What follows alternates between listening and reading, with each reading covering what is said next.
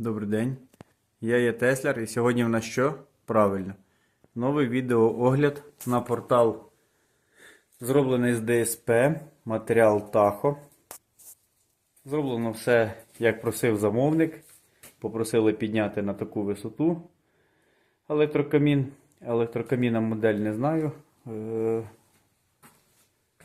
Електрокамін замовника. Ось зроблена шухлядка. Push and open.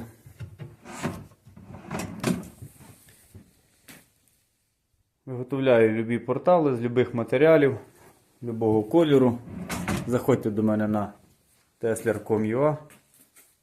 Вибирайте саме свій портал.